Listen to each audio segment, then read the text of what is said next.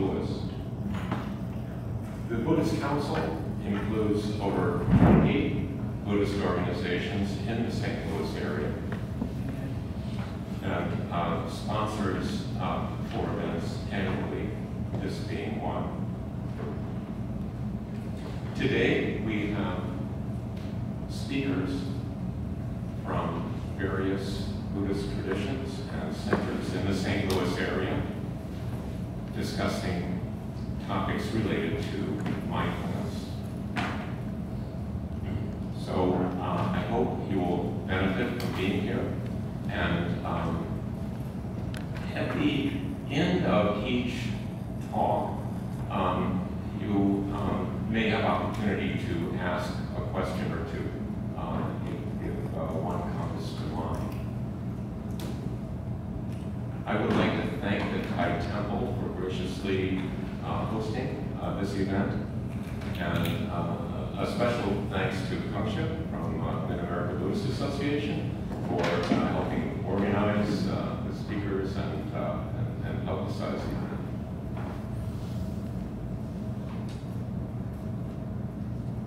So our first speaker is a person I have known for many years. First, as a rheumatologist at Mars Hospital, when it used to be Mars Hospital, and then subsequently through my interest in Buddhism. Dr. Kongsak Tanphaichitr is an active member and has been for many years at the Thai Temple here. And he is president of the Buddhist Council. And he will be talking to us first about the relationship between mindfulness and stress management. Dr. Tanphaichitr.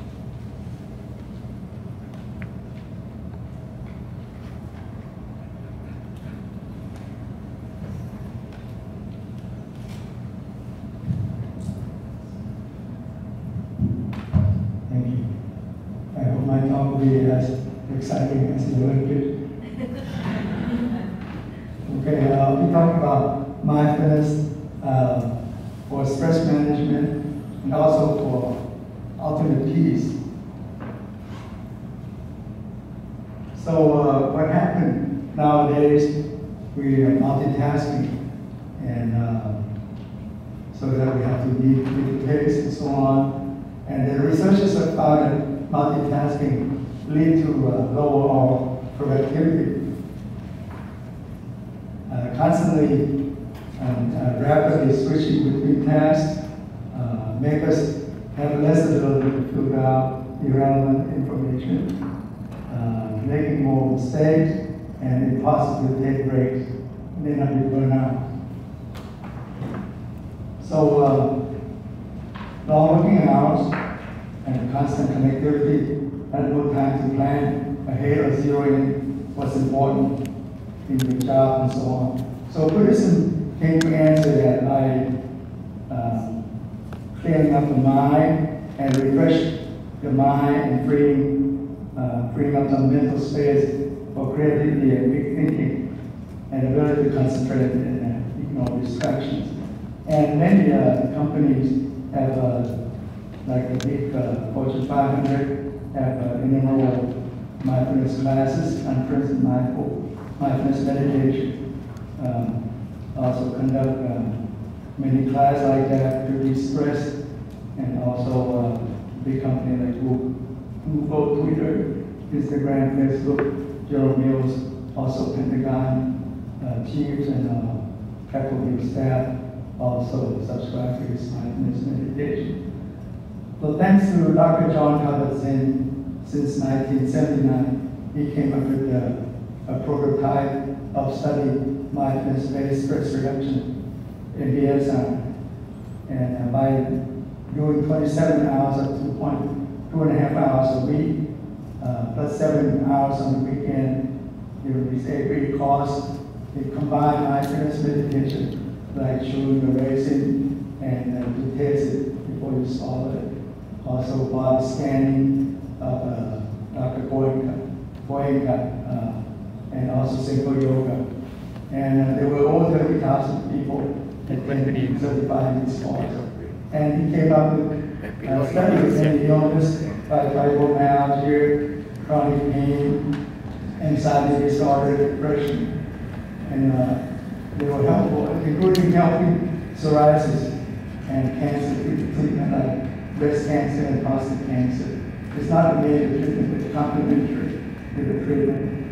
And there are now over 720 MBSI centers and medical school and many places worldwide, also in the United States. And the first mindfulness division in the Department of Medicine at U of Mass, Worcester, was established on February 7 in 2018. And also used MBCT for treatment psychotherapy as well, very beneficial for depression and so on. So there are 15 proven mindfulness benefit through research.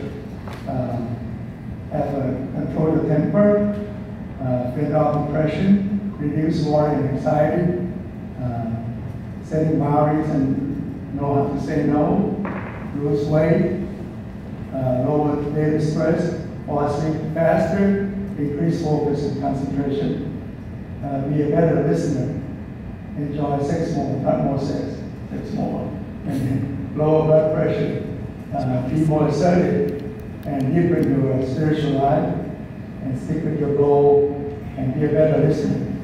So, back in 1966, only one mindfulness reported in the medical literature.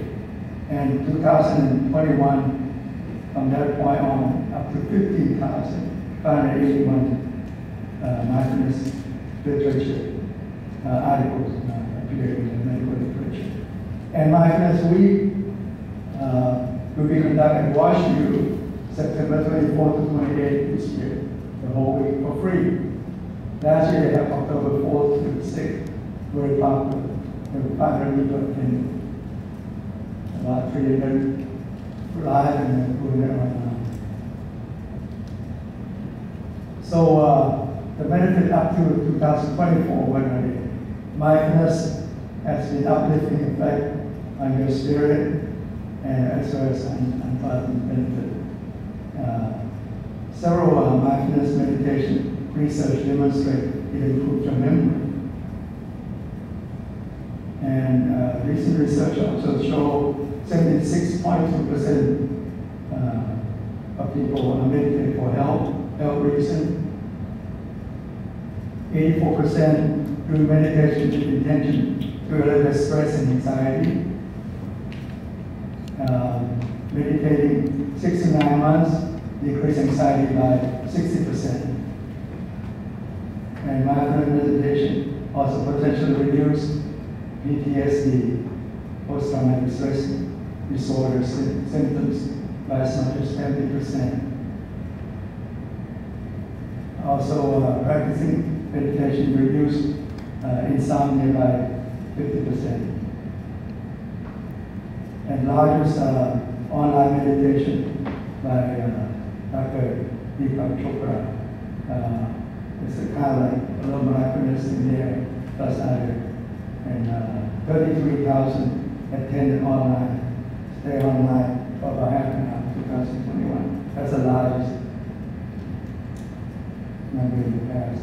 And worldwide, there are 205 million people. I mean, 1/8 of the world population meditation practice daily. I didn't know it's that much. And Buddhists in the United States meditate frequently, up to two-thirds, 66%. And up to half of Americans meditate. This is not all Buddhists. There's some Jehovah's Witness and Soul Seventh-day Adventists and so on, and Christianity and so on. Meditate weekly in 2024. In children, 5.4% children also practice meditation. So in the year 2014, 10 years ago, Time Magazine gave the name of the Year of Mindfulness. We'll show you later on why.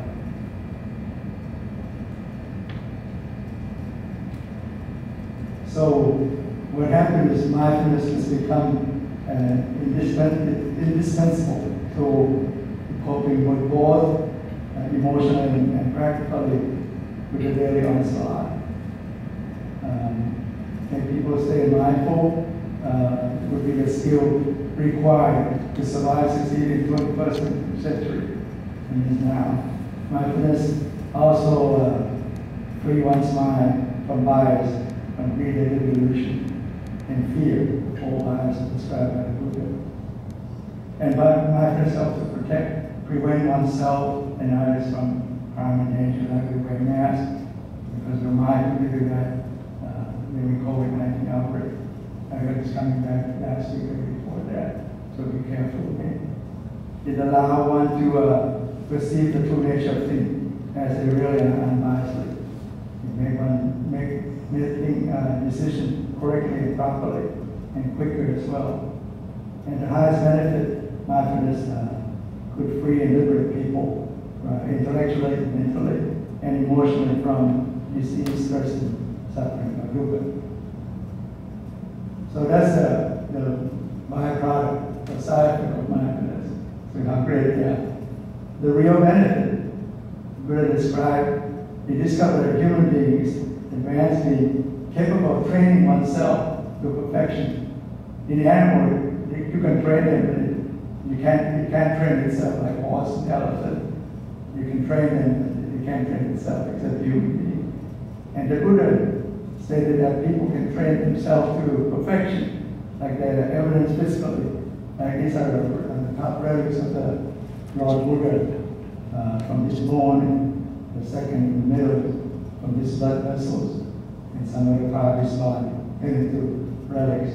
And the lower parts of my collection used to be white, like rice, turned into crystal of different colors. So that I had for 20 years. And so Buddhism is about learning life through practice of 4 foundations of mindfulness. Observe your monitor your body, feeling, mind, and the mind. And it's about lifelong learning in Buddhism. It never ends until you reach perfection. And to practice threefold training, avoid doing bad deed of morality, doing good deed of concentration, and purify your mind to gain wisdom. So he antedated 20th century lifelong learning concept by 2,500 years.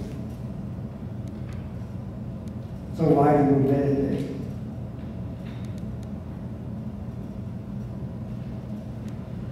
We meditate because the problem is we suffer our own biased thoughts. Because embedded greed and delusion, we sneak into your thoughts. Buddha described mind as luminous, but tainted, get cloudy and not transparent anymore.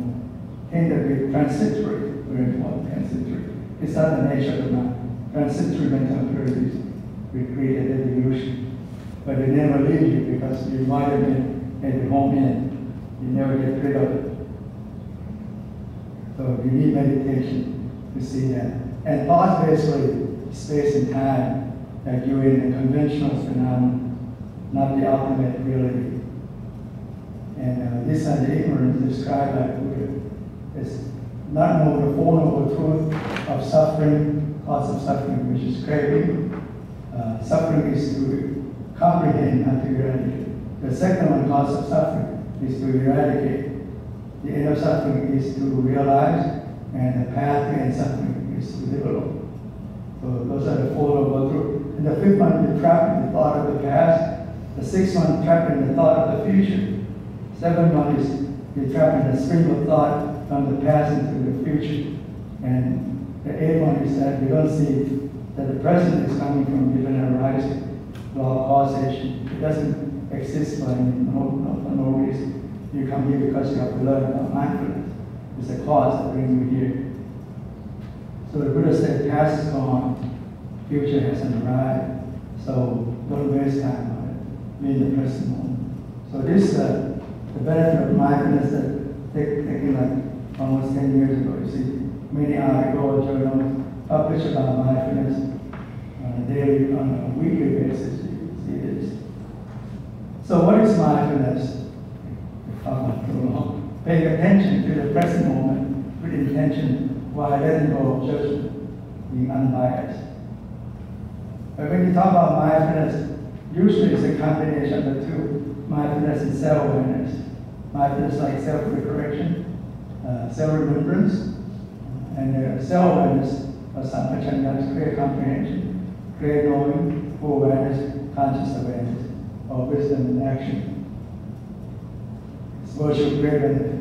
Mindfulness is like seize the phenomenon or retreat phenomenon in your mind, and then self-awareness, investigate, or wisdom in action.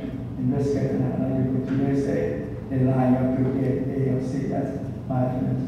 And the USA agent that you through X-ray machine and mind clear scanning, you'll belong here. Same thing we do here. We practice with self-awareness and mindfulness. With perseverance, we can practice 24/7 in such a way. Self-observation, self-monitoring of your body, feeling, mind, and phenomena.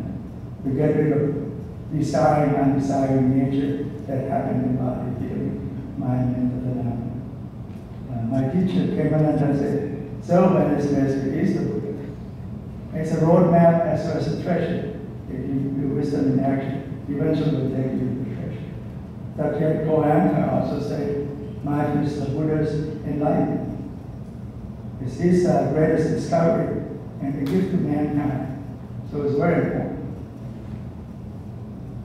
So why four foundations? To reverse engineer, to catch a thought as it arrives. Through the four foundations. Buddha sees life as 5 aggregates, 5 group of existence: form, feeling, perception, thought formation, and consciousness. These are the 5 aggregates. That we cling to it. That's the first noble truth. 5 aggregates of clinging are suffering. So you meditate on the form, you meditate on the body, feeling, you meditate on feeling. Perception is pure perception with mindfulness and self-awareness. And thought formation, you meditate on mental formation. Consciousness, meditate on the mind. So the 4 foundations. That's how it works through a 6th sense sphere. 6th sense sphere, eye, ear, nose, tongue, body, and mind. We perceive with the corresponding consciousness, eye consciousness, ear consciousness. You can't use ear consciousness to see, you can use eye consciousness to hear. That's to be specific. Contact, feeling, feel perception, and then bias perception. If you don't practice mindfulness, you passively go into the bottom part, bias perception, craving, disturbing thought, obsessive thoughts. And you end up with that self-image all over eye tag. And end up with craving. So that's the cause of suffering. With sensual desire, liking and disliking. With mindful awareness, it will break loose on the bias perception. So end of suffering. No self, no suffering. That's the third noble truth. So insight meditation would allow you to see the true nature of things. Physically, you can see it like from a baby in the crib to a toddler to a teenager, young man, middle-aged man, old man, and death. And like each chapter of the book is your life. Take a longer time to see it, but sometimes the mind is even worse, very fast. And like I said, it follows the impermanence, imperfection, selflessness, the 3 universal mark of existence. The continuity, obscurity, permanence, and movement, obscurity, imperfection, and selflessness or emptiness, voidness, obscured by bonding or bundling. So you can see this and get rid of this self-concept hologram. And you see the true nature of things. And basically when you practice, like perseverance with self-awareness and mindfulness, body, feeling, mind, and get rid of desiring and desiring nature. See the true nature of things as a reality. Get to insight. See the burden you cling to self as self, the body, the mind, self. Become your own burden. You might get disenchanted discerning, dispassionate, and liberate. So for the rest of the time, I'll show you how to meditate with these 4 foundations through dynamic rhythmic meditation. By observing through your bodily movement on a daily basis, you can do it through the protocol or the formal technique as well as informal technique in your daily life. When you get insight, as it shows you aware of the external, internally, and so on.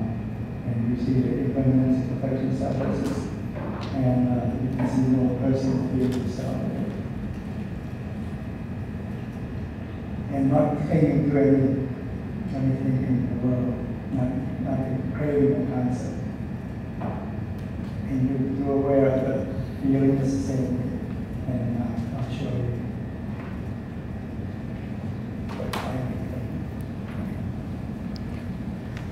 The way you can do this, you can circle your finger. Your hand, you feel that? Open and close your fist. Close it. As you slide it. That's the self-awareness. No space for thoughts. Fresh feeling, wisdom in action. And put the palm on your thigh. You can rub it. Feel your right palm up aware. Bring it up aware. Now to your tummy aware. Left palm. Bring it down. Slide your right palm. The palm stay aware. That's one cycle. Keep on doing it. You do with your eye open, look down, and mirror in front of you. So you won't be trapping the thought when you close your eyes. If you miss it, it's okay, restart. There's no meaning. It's a way to fool your mind to behave your body. Right? At the present moment. The mind keep following you all day long. Roaming around in thoughts. So this way you forward every year. So when you do it, don't fixate your mind, your hand. If you fixate your mind, you only know your hand. Anyone knows your hand, you don't need practice. You just know your body is moving. No need to know left or right. This is how you become aware of your body, aware of your body externally, through your hand movement. Internally, you're aware through your posture. You're sitting balanced posture, not leaning left or right. So you become aware of your body externally and internally. You get insight on that. And see the changing nature happen physically, arising, just similar to moving and stopping. You feel the arising and ceasing of the physical phenomena. Steady mindfulness, you're mindfully aware, see body, just the body. No person, no being, no self. It's not yours or mine. It's impermanent, imperfect, and selfless in nature. Unstable, unbearable, uncontrollable. The 3 universal mind. See it thoroughly, it frees you from craving and concepts, not cling to your body or anything in this world. That's how you free yourself from suffering through. Be aware of your body, at your body. Freeing you from desiring and undesiring nature that arise in this body. Freeing you from self-concept all the way. Restore the true nature of your mind, void and empty. Similarly, you observe your feeling that you sense physically, like you feel comfort, the air, AC running, the cool breeze, comfort or discomfort. Move your hand too long, you get achy, and so on. Or you can feel it, sense it mentally, happiness, unhappiness, or neutral feelings. See the fleeting nature of such feelings. You can see whether it's arise spontaneously or not, such feelings, or depend on sight, sound, smell, taste, or touch, for such happiness or unhappiness to arise. See feelings by feelings. No person, no being, no self, not yours own. It's impermanent, imperfect, and selfless in nature. free from craving concepts in such a way. Then you become free of any boundary in these feelings. Free from desiring and undesiring nature, having this boundary in these feelings. Free from the self-concept of it. Similarly, if you see the mind, whether the mind this moment will desire or desire, with anger or anger, with delusion or delusion, the mind magic of the present steady or unsteady, in deep jhana or deep mental absorption or not, or liberate or not liberate. You can see truly that's the nature of your mind is. See the fleeting nature, jumping around the mind, never stands still. That's its life, has a life of its own. So you see mind but mind, no person, no being, no self, not you or someone, impermanent, imperfect, selfless nature.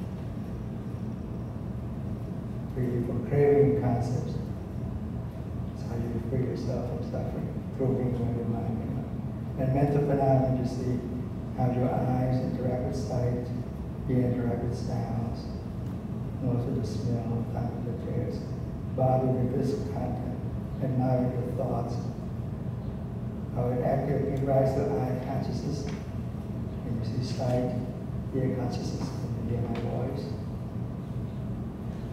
And nasal consciousness with the smell, tongue consciousness with the thoughts, body consciousness with the touch, mental consciousness with your thoughts.